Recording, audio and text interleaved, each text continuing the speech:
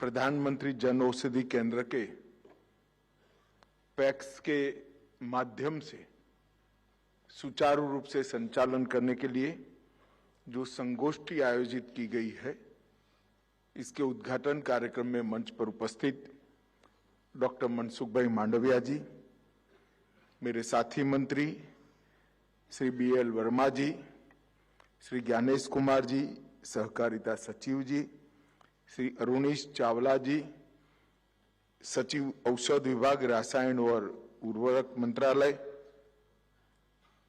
अन्य अधिकारीगण और आज देश भर से आए हुए मेरे प्यारे पैक्स के संचालक भाइयों बहनों, आप सभी का हृदय से स्वागत है। मित्रों, आज एक प्रकार से अनूठे कार्यक्रम की शुरुआत हो रही। एक तो हमने मोदी जी के नेतृत्व में जो तय किया है कि सहकारिता की बेसिक इकाई पैक्स को अन्य कामों में जोड़कर उसको आर्थिक रूप से मजबूत करना, आज उसका विस्तार हो रहा है। मनसुख भाई ने जैसे बताया, ऐसे देश भर के 2300 पैक्स को सस्ती दवाइयों की दुकान मतलब भारतीय जन औषधि केंद्र मोदी की गारंटी सार्थक करने के लिए देने का भी एक प्रकार से आज घोषणा किया है। और इसके साथ साथ जन औषधि केंद्र ज्यादातर शहरी क्षेत्रों में स्थित थे। शहर के गरीबों को ही इसका फायदा मिलता था।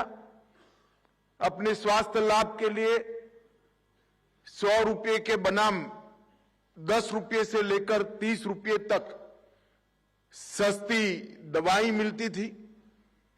वो सिर्फ शहर के लोगों को ज्यादातर मिलता था, मगर पैक्स के माध्यम से आज ग्रामीण क्षेत्र के गरीब और किसानों के लिए भी ये सस्ती दवाइयां उपलब्ध होने जा रही है। इसका मुझे विशेष आनंद है। सालों से फार्मेसी के क्षेत्र में भारत विश्व में अग्रणी रहा और विगत 10 साल के अंदर मोदी जी ने फार्मेसी के क्षेत्र में ढेर सारे सुधार करते हुए मनसुख भाई ने मोदी जी की योजनाओं को जमीन पर उतारी और आज विश्व भर के अंदर भारत फार्मा क्षेत्र का एक विश्वसनीय उत्पादक देश बनकर रहा है। मगर हम सब के लिए एक विडंबना थी। दुनिया भर को दवाई भेजने वाले भारत में 60 करोड़ लोगों का हिस्सा ऐसा था जिनके भाग्य में दवाई नहीं थी, क्योंकि दवाइयां इतनी महंगी थी कि वो खरीद ही नहीं कर पाते थे। मोदी जी ने जन औषधि केंद्र के विचार को आगे बढ़ाया। जो जेनरिक दवाइयां थी, जिन पर पेटेंट का खर्चा नहीं चढ़ता था, फिर भी पेटेंट का खर्चा एक प्रकार से वसूला जाता था, मोदी जी ने इसको स्ट्रीमलाइन कर मैंने जैसे कहा 8% से 30% की कॉस्ट में हर गरीब को दवाई मिल पाए, इस प्रकार का एक कार्यक्रम लिया और इससे गरीब क्षेत्र में, ग्रामीण क्षेत्र में स्वास्थ्य के सुधार में बहुत बड़ा फायदा हुआ है। भाई और बहनों, ये 9 साल के अंदर जन औषधि केंद्र के माध्यम से लगभग 26,000 करोड़ रुपया इस देश के गरीबों का बचा है। 26,000 करोड़, आप कल्पना कर सकते हैं कितनी राहत उनको मिली होगी। मैं बाद में डिटेल में इस पर बताऊंगा, परंतु आज मैं कहना चाहता हूं कि सहकारिता क्षेत्र के माध्यम से ग्रामीण क्षेत्र में इसकी रीच बढ़ने जा रही है। ग्रामीण गरीबों को भी गुणवत्ता युक्त दवाइयां सस्ते और किफायती भाव से मिलेगी और मुझे इसका बहुत आनंद है कि सहकारिता क्षेत्र इसमें माध्यम बनने जा रहा है। सहकारिता और स्वास्थ्य का ये संगम समृद्धि और अच्छे स्वास्थ्य का संगम एक प्रकार से है। आज कई राज्यों में सहकारिता क्षेत्र के माध्यम से पैक्स की शुरुआत हो चुकी है। लगभग 2300 प्राथमिक सहकारी समितियां गुजरात, जम्मू कश्मीर, कर्नाटक, मध्य प्रदेश, महाराष्ट्र, तमिलनाडु, पश्चिम बंगाल और नॉर्थ ईस्ट सभी राज्यों के अंदर ग्रामीण क्षेत्र में सस्ती दवाइयां पहुंचाने का काम कर रहे हैं। आज देश के विभिन्न हिस्सों से 5 पैक्स को सिंबॉलिक सर्टिफिकेट भी दिए गए, जिसमें महाराष्ट्र, बिहार, जम्मू कश्मीर, उत्तर प्रदेश और आंध्र प्रदेश शामिल है। मित्रों, सहकारिता मंत्रालय की स्थापना के बाद सहकारिता के विस्तार के लिए प्रधानमंत्री जी के यशस्वी नेतृत्व में सहकारिता मंत्रालय ने ढेर सारे काम किए हैं।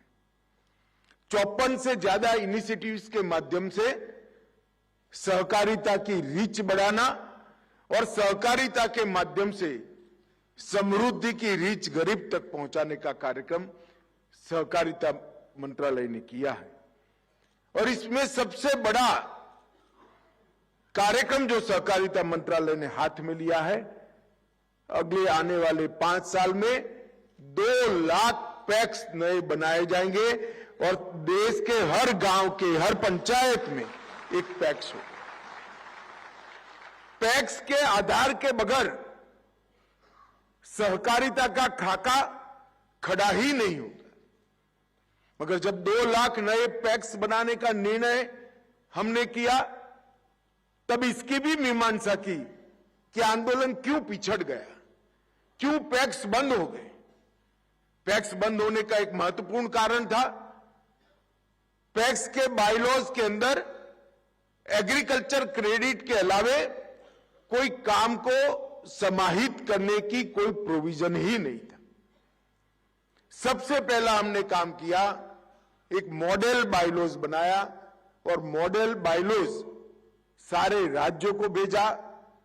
ढेर सारी चर्चा, विचारणा, कॉरेस्पॉन्डेंस और फॉलोअप के बाद आज मैं बड़े आनंद के साथ इस फोरम को कह रहा हूं कि देश के सभी पैक्स आज मॉडल बायलॉज को अपना चुके हैं, मॉडल बायलॉज से चलते हैं। और इसके साथ साथ जो नए पैक्स रजिस्टर हो रहे हैं वो भी मॉडल बायलॉज से हो रहे हैं। अब मॉडल बायलॉज से क्या होगा, तो पहले एक छोटा सा गांव होता था, एक डेयरी अलग होती थी, एक पैक्स अलग होता था, कहीं मछुआरा समिति होती थी, तीनों वायबल नहीं होते थे क्योंकि एडमिनिस्ट्रेटिव कॉस्ट उसकी बढ़ जाती थी। अब हमने मॉडल बायलॉज के माध्यम से पैक्स, डेयरी और मछुआरा समिति तीनों एक ही बन पाए, इस प्रकार की कानूनी व्यवस्था मॉडल बायलॉज के अंदर कर दी है।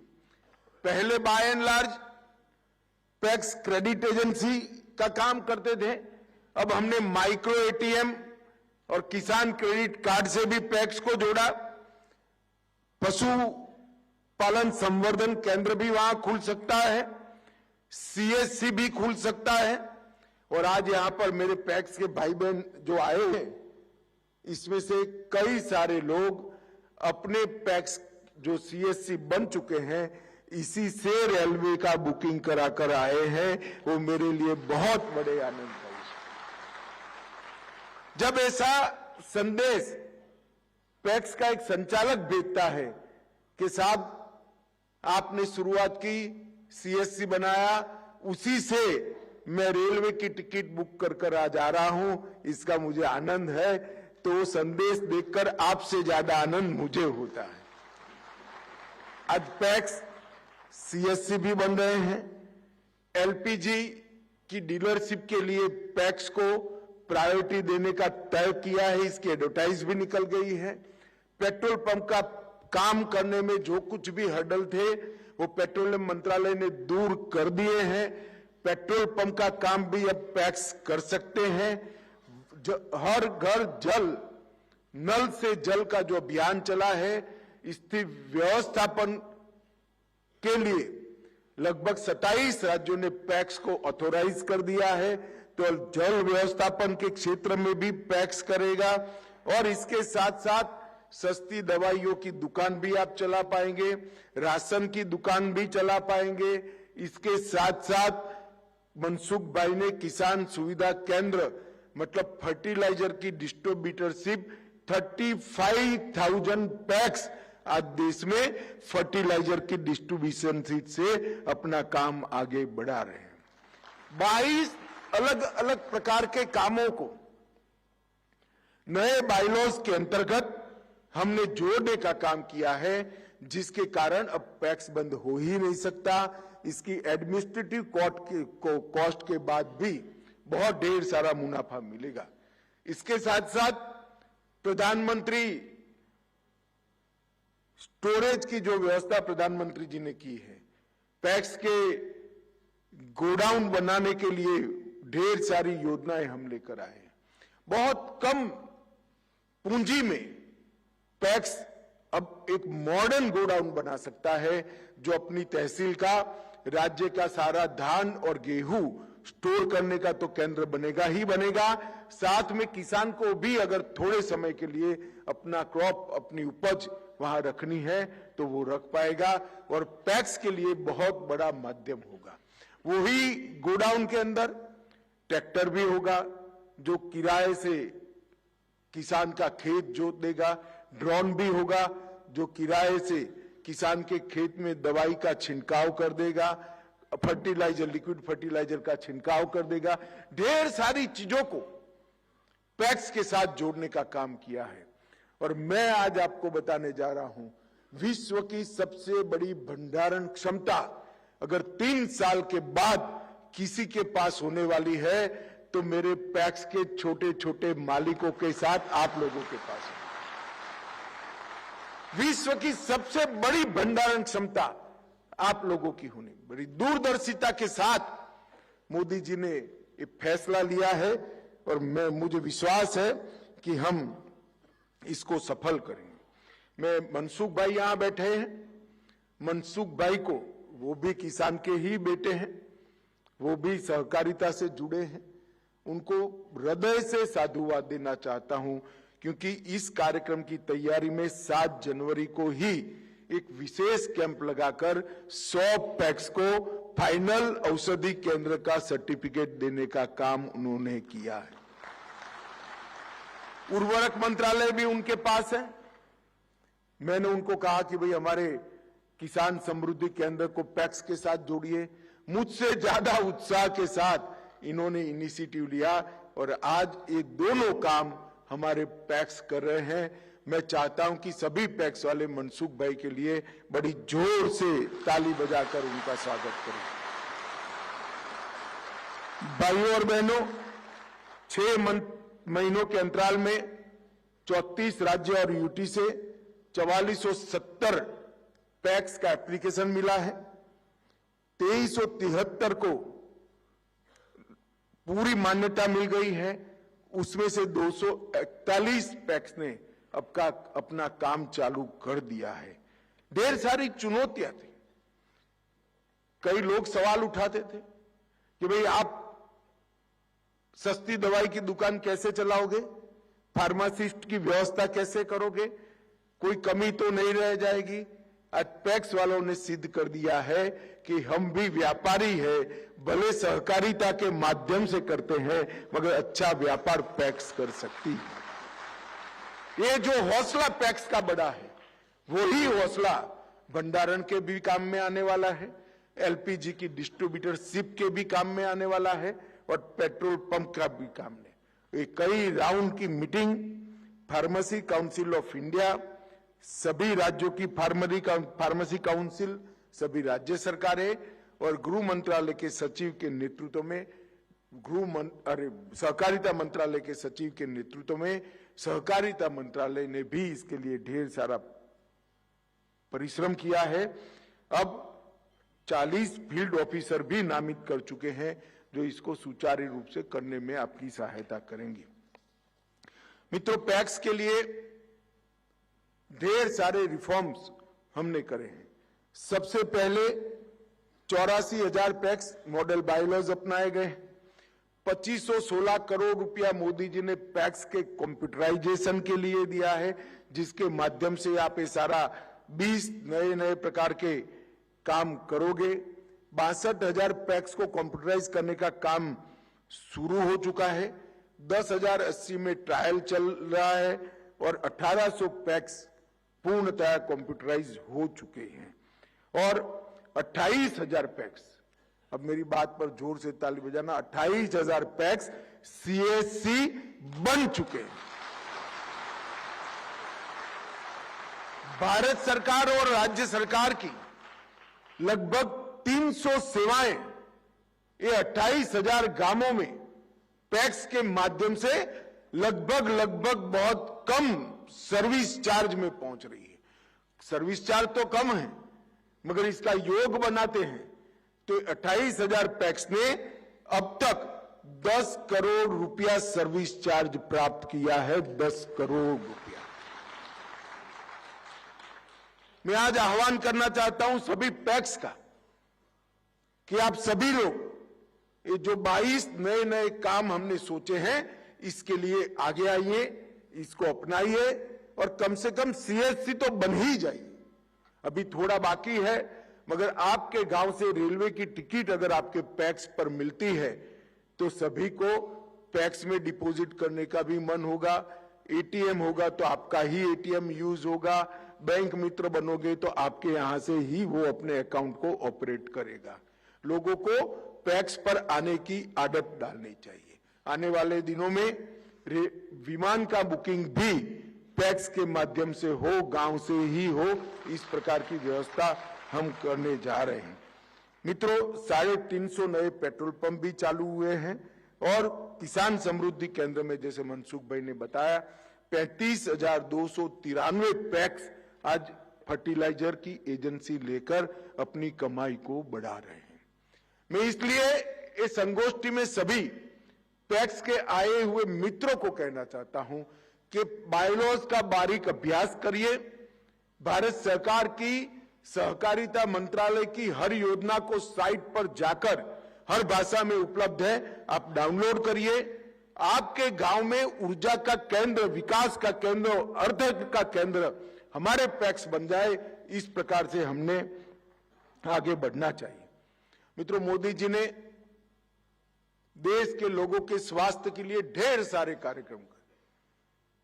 मैं दुनिया भर के डेवलपमेंट के प्रोग्राम का स्टडी करता रहता हूं। आयुष्मान भारत योजना जैसी योजना दुनिया में कहीं उपलब्ध नहीं है, जिसके तहत 60 करोड़ लोग 5 लाख तक का पूरा स्वास्थ्य का खर्चा आज भारत सरकार उठा रही है। इसके साथ साथ मिशन इंद्रधनुष 130 करोड़ की आबादी के हर बच्चे को सभी प्रकार का टीका लग जाए और उसका आगे का जीवन स्वास्थ्यपूर्ण हो, कोई बड़ी गंभीर बीमारी उसे न हो जाए, इस प्रकार के उसके अधिकार का पहली बार आजादी के बाद मोदी जी प्रधानमंत्री बनने के बाद भारत सरकार निर्वहन कर रही है। जल जीवन मिशन के माध्यम से हर घर में फ्लोराइड बगैर का शुद्ध पीने का पानी नल से पहुंचाने का कार्यक्रम हुआ। हम सब जानते हैं हमारे स्वास्थ्य में पानी का कितना महत्व है। इसके साथ योगा, आयुष, फिट इंडिया, कई सारे प्रोग्राम के माध्यम से स्वच्छता का कार्यक्रम, हर घर में शौचालय पहुंचाया। ये सारी छोटी छोटी चीजें, चाहे पानी हो, चाहे स्वच्छता हो, चाहे फिट इंडिया की मूवमेंट हो, ये सारे कार्यक्रम एक प्रकार से स्वास्थ्य से जुड़े। और इसके साथ साथ मोदी जी ने 5 लाख तक का सबको खर्चे की चिंता से मुक्त कर दिया। और 5 लाख तो वो करते ही करते हैं, मगर बहुत थोड़ा बहुत जो दवाइयों का भी खर्चा होगा वो भी 30% से कम दामों में देने की व्यवस्था मोदी जी ने करी है। मॉडर्न साइंस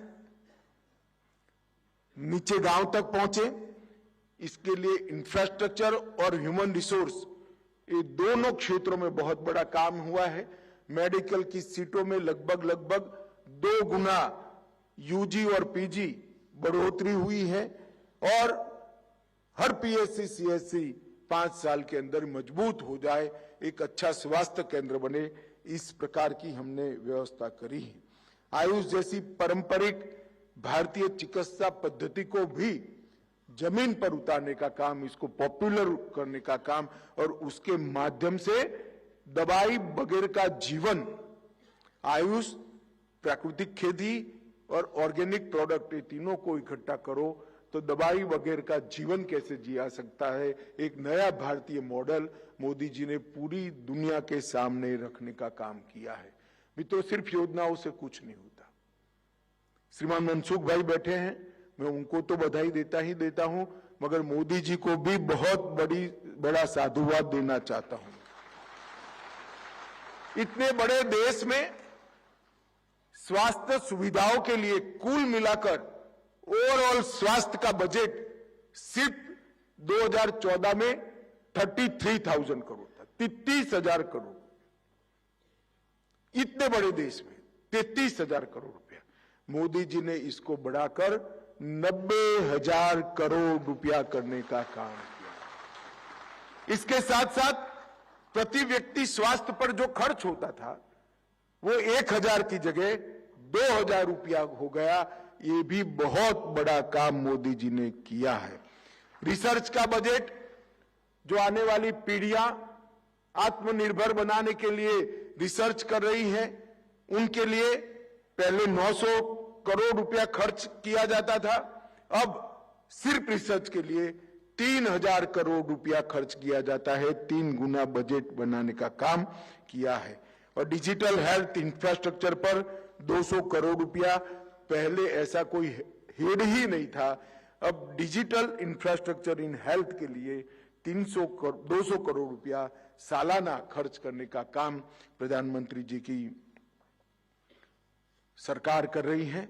कई सारी योजनाएं, प्रधानमंत्री जन आरोग्य योजना, आयुष्मान योजना, प्रधानमंत्री हेल्थ इंफ्रास्ट्रक्चर योजना, प्रधानमंत्री स्वास्थ्य सुरक्षा योजना, नेशनल हेल्थ मिशन, मलेरिया मुक्त भारत, सार्वभौमिक टीकाकरण मिशन इंद्रधनुष, टीबी उन्मूलन कार्यक्रम, मातृवंदना योजना, जननी सुरक्षा योजना, लक्ष्य प्रोग्राम योजना, नेशनल मेंटल हेल्थ प्रोग्राम योजना, फिट इंडिया, खेलो इंडिया और डायलिसिस प्रोग्राम, ढेर सारी कार्यक्रमों का जाला बुनकर विशेषकर गरीब व्यक्ति का, बच्चे का और किशोरियों के स्वास्थ्य को आगे बढ़ाने का काम किया है।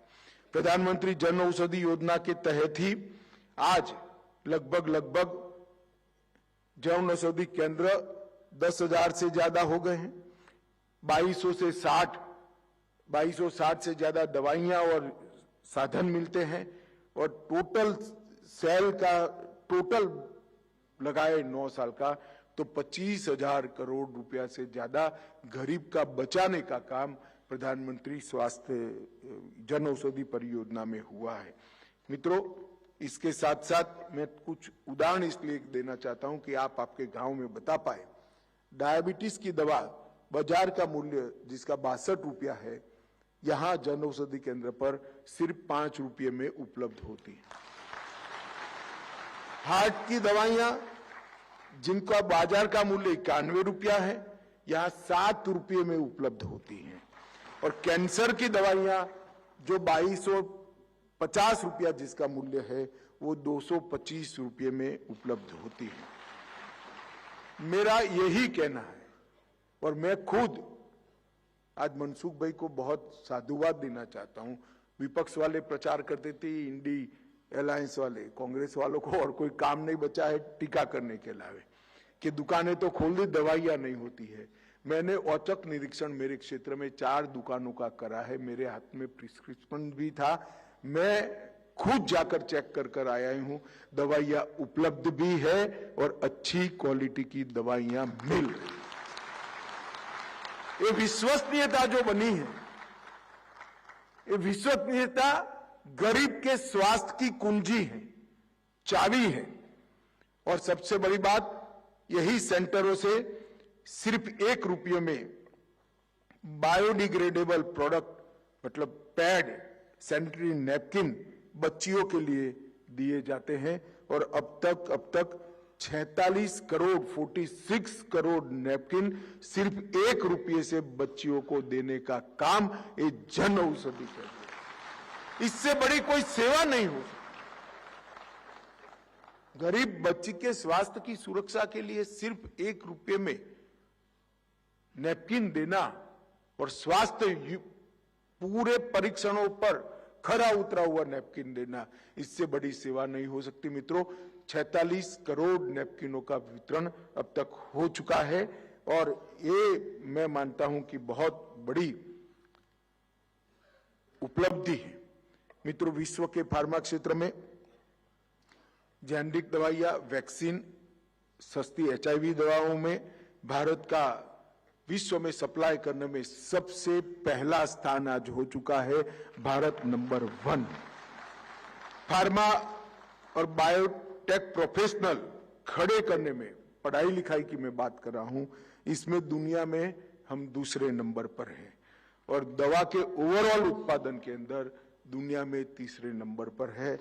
मुझे पूरा भरोसा है कि 2047 आते आते सभी क्षेत्रों में हम दुनिया में नंबर 1 बनेंगे और मोदी जी का आत्मनिर्भर भारत का स्वप्न सिद्ध होगा।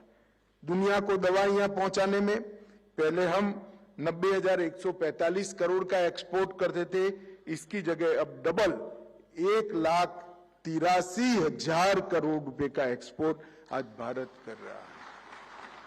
और मैं आपको बताना चाहता हूं, आखिर पूरी दुनिया में कई सारे देश वैक्सीन नहीं बना पाए थे।